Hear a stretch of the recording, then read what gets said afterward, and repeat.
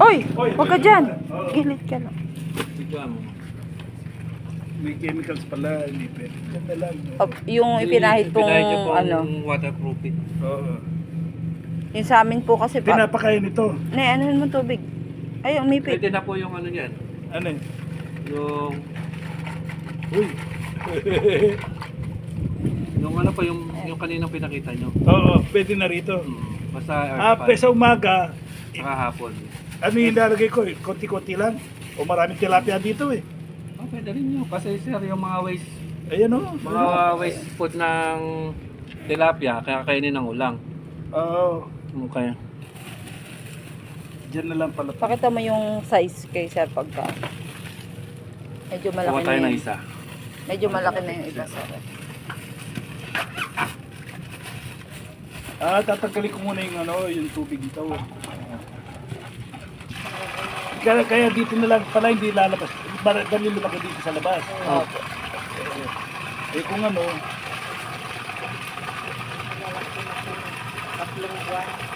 Mga buwan lang yan. malalaki na. Oo, ayan o. Malaki na. Pinapakain yan, marami o konti lang.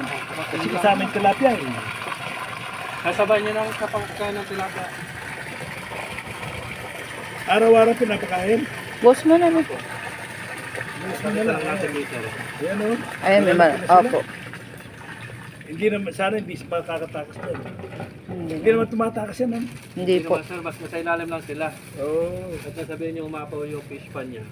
Ay, hindi naman umapaw ito. Eh, bakod eh. Mhm. Ayun, yung malaki. Ang laki na, yun. Tignan mo. Oh. Yan kayo naman sir pag nilaglag sa gabi. Oo. Active na agad yan. Active na kaagad, ano. Ayan na sila, eh.